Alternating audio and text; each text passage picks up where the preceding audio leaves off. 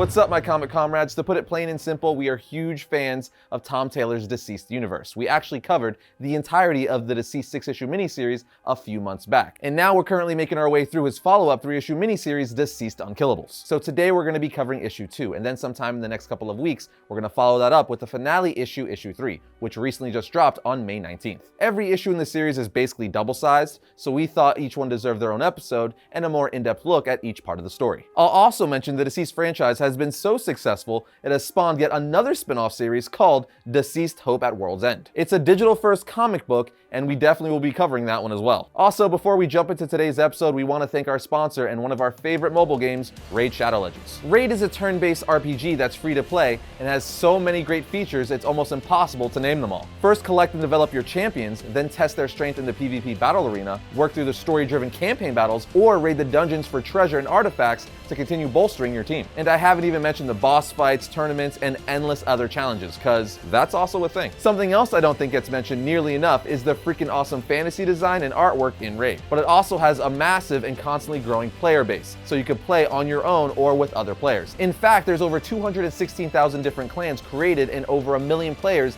play the game every day. For those of you keeping track, that's a lot of people. Ultimately, Raid is just a fun game. It's stupid simple to get started, and it's available on your PC now as well, so you can sync it up with your mobile version. So click one of the links in our description below now to download the game, and all new players will receive 100,000 silver and the epic level barbarian champion, Jotun, which I can tell you is a really strong champion to start with. Remember, only new players will get those bonuses through our link, and once you're set up, you'll have them waiting for you to claim in your inbox, which you'll find here for the next 30 days. Good luck, and we'll see you there.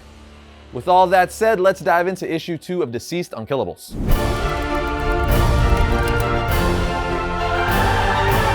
First off, if you didn't watch our episode on issue 1 of the series titled Red Hood vs. the DC Universe, or read the issue for yourself, you're gonna be lost. So either watch that episode or read the issue for yourself before continuing, unless you don't care. Then that's just your prerogative. Anyway, we last left off with Jason, Todd, Cassandra Cain, and Jim Gordon bunkering up in a Bloodhaven orphanage with several children. And at the beginning of issue 2, we learn that 3 weeks have passed and they've started to grow comfortable and complacent. But Jason tells Gordon, we need to do something. It's time to talk about the undead elephant in the room. Gordon replies, they're no threat to us while they're locked in there. He follows that up by saying, what do you propose we do, Jason? Do you want to open the doors and just blaze away? Can you really do that? They're caregivers and children. At this point, Cassandra Cain tells both of them, the radio. They then hear Lois Lane on the radio telling anyone who could hear them that there's 2 sanctuaries for the non-infected, the island of Themyscira and Poison Ivy's jungle in Gotham. Lois Lane also says her and several heroes are leaving Earth within 2 hours, and they invite anyone who can join them. Now, of course, if you read the original DCeased miniseries, you remember Lois sending out this message and the heroes eventually leaving Earth. But now we're just getting Gordon, Jason, and Cassandra's side of it at this point in time. I think I said it when we were talking about issue 1 of this miniseries, but I'll say it again. It takes place at the same exact time of the original DCeased miniseries. We're just getting different perspectives from different characters. Anyway, Jason and Cassandra say, Gordon, a jungle in Gotham, we could make it. He replies, we might be able to, but there's no way the 3 of us can safely get all those children to another city. So no, we stay here, we defend, and say nothing. We don't tell them their heroes are leaving them behind. We are then taken to Vandal Savage's hideout, where we see Vandal Savage's Unkillables wait out the apocalypse. While here, we see that Lady Shiva asked Mirror Master for his services, which entails him finding and taking her to her daughter, Cassandra Cain. So he does so via a mirror located inside of the orphanage that Cassandra's at. Long story short, she was like, you're coming with me, and Cassandra says, not unless the kids come too. Obviously, Lady Shiva was like, that's not gonna happen, which causes the 2 of them to fight. A fight where Jason Todd comes to help, but quickly gets laid out, as Shiva is one of the top 3 fighters in the DC universe. Anyway, she also lays out her daughter and says, I offered you a chance, because you're family. Goodbye, daughter. We are then taken back to Vandal Savage's island or pyramid, where we see Savage ask Deathstroke to accompany him somewhere privately. Savage then takes him to a room where Solomon Grundy is experimenting on the Creeper, who, by the way, doesn't seem to be affected in the least that his organs are being poked and prodded while tied to an operating table. Anyway, a shocked Slade asks, what the hell is happening here, Savage? To which he says, Grundy, take him, and quickly gets knocked out with a punch to the face by Grundy. Before you know it, Deathstroke is also tied to a table, to which Creeper says, you got betrayed too, huh?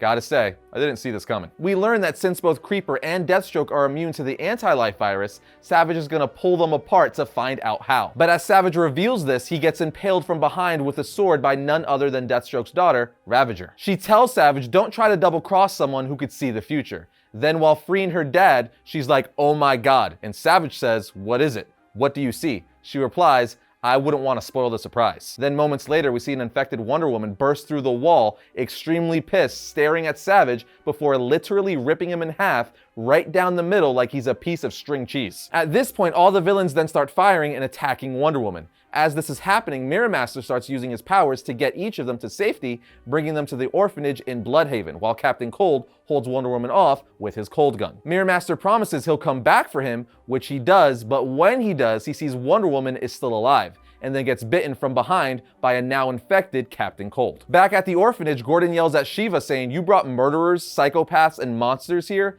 And Jason asks Rose, "What are you doing here?" To which she says, "That's a story probably not for little ears. Let's talk privately." So they all move to the kitchen where Slade explains everything that just happened. You know, Wonder Woman being infected and almost killing every single one of them, forcing them to come here. Jason eventually asks, "So you're planning to stay here?" Bane replies, "That hasn't been discussed." But Rose interjects saying, "It's as good a place as any, and we have a better chance surviving together." But of course, Gordon is not down for teaming up with a bunch of supervillains. And I gotta say, who could blame him? They're killers and villains. Especially Bane, who he has a past with, as he's always trying to destroy his city and kill Batman. And besides all that, Gordon tells Bane and Deathstroke, "Look, we have innocent little kids here. Kids that you now want to use as an army to help fight the zombies. That's not going to happen under my watch." Which, let's pause for a second, because I love how this comic is making Gordon the heart and moral compass of the book. It's great when writers understand Gordon and write him well like this. Deathstroke then asks to speak to Jim privately, and then says, "Who did you lose? Did you lose someone?" Jim replies, "I'm not discussing this with you." Deathstroke then tells Jim,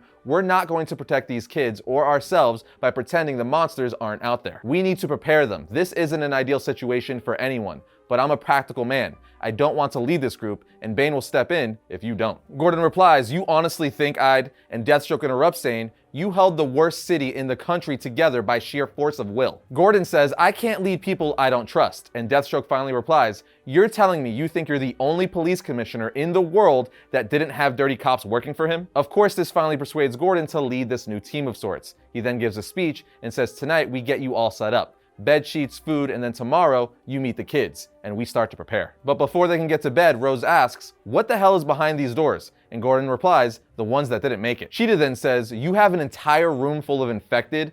Gordon said sadly, "Some of them are children." Bane is like, "None of them are children. They're a virus." Lady Shiva responds, "It would be negligent and stupid to allow this disease to exist within this building." This of course pisses Gordon off, so Deathstroke jumps in saying, "Go to the kids. Make an excuse for the noise. You don't have the stomach for what has to happen. Let us take care of it for you." So Cassandra takes Jim away, while Jason says, "Walk away, Jim. There's work to do." Then Deathstroke, Deadshot, Jason, Bane, Grundy, and Ravager destroy the infected. Over the next several weeks, each of the villains are assigned to teach the kids certain traits. Shiva and Jason Todd had hand-to-hand combat, Deadshot marksmanship, and Creeper taught the kids witty things to say when beheading undead. And lastly, Bane taught the kids why humankind brought the fall of civilization on themselves. And as time goes on, we see the villains develop feelings for the kids. We also see Jason and Rose develop feelings for one another, which Deathstroke, Rose's dad, encourages, saying, "Not a lot of happy out there. Find it where you can. We're probably all gonna die screaming." You know, real encouraging words of wisdom from a father. Anyway, once night falls, Bane hears a noise in the hall saying, "Someone there?